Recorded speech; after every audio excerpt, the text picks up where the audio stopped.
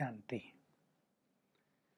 8 अगस्त इस संसार में अनेक लोगों का एक ही प्रश्न रहता है, शांति कैसे मिले। और शिव बाबा आकर सभी की ये श्रेष्ठ आस पूरी कर देते हैं। लेकिन इसके लिए मनुष्य को जरूरत है श्रेष्ठ ज्ञान की।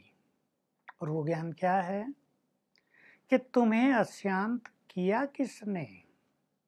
विचार करो, किसी का मन अशांत है मोह के कारण, किसी का मन अशांत है कि बच्चे उसकी बात नहीं सुनते, किसी का मन अशांत है उसकी इच्छाएं पूर्ण नहीं होती, किसी का मन अशांत है क्रोध और अहंकार के कारण, काम वासना के कारण।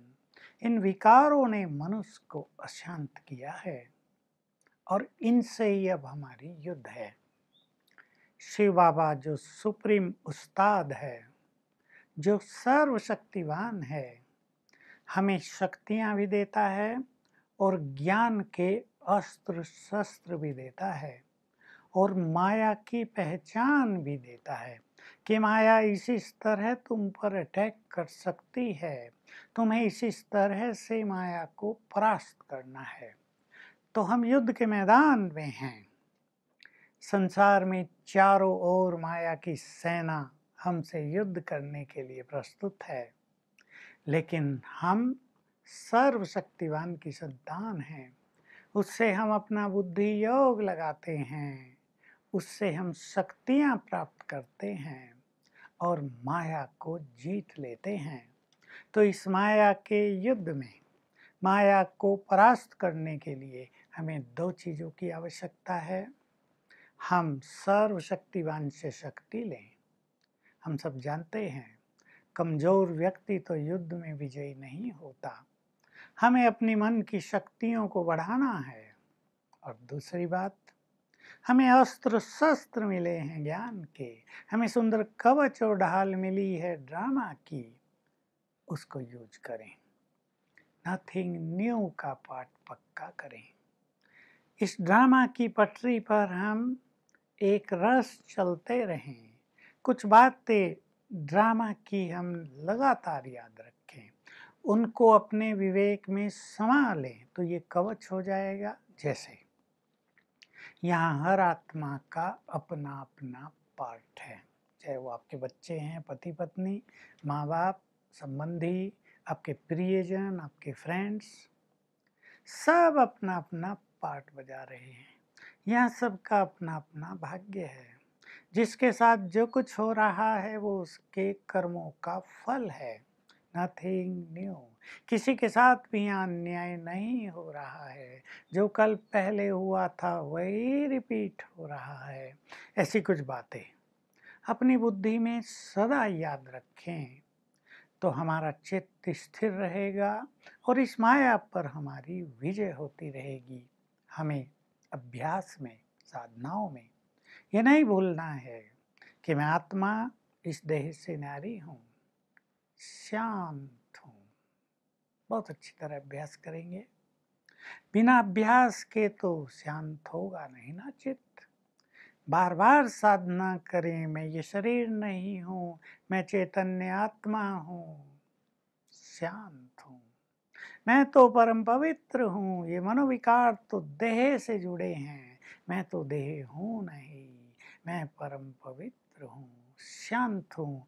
तो क्रोध, वासनाएं समाप्त होंगी। सब आत्माएं हैं।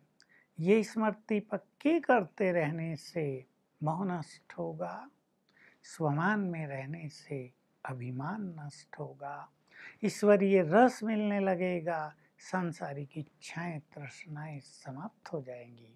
तब हम इस माया पर बहुत अच्छी तरह विजयी बन सकेंगे। तो हमें एक महाबली माया को जीतना है तो हमारे पास ज्ञान योग के शस्त्र, शक्तियाँ, कवच, ढाल सब होने चाहिए।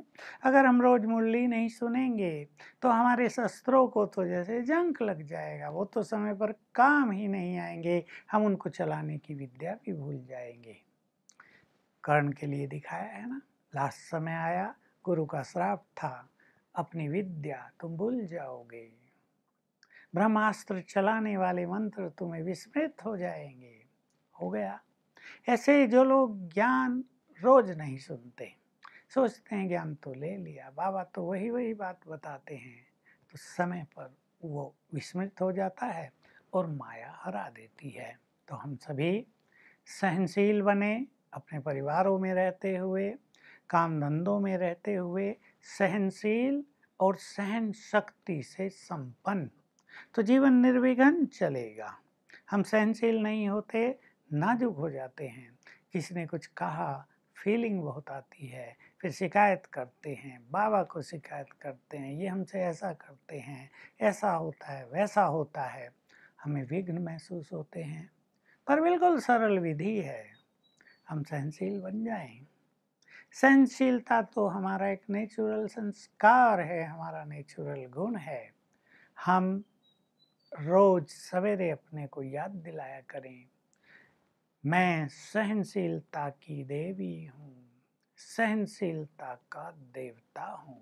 ऐसा अभ्यास करने से हमें लगेगा जीवन में कोई विघ्न ही नहीं है, हमारी स्थिति रहमदिल की भी हो जाएगी। ज्ञान और योग के अभ्यास के द्वारा ज्ञान युक्त और योग युक्त रहम हम करेंगे तो हम बहुत आगे बढ़ जाएंगे, सर्व के प्रिय हो जाएंगे। तो आज सारा दिन याद रखना है, मैं पवित्रता का फरिश्ता हूँ और अपना स्वरूप देखते रहना है। मेरे अंग अंग से पवित्र किरणें फैल रही हैं और बाबा से पवित्रता की किरणें मुझे प्राप्त हो रही हैं। ओम शांति।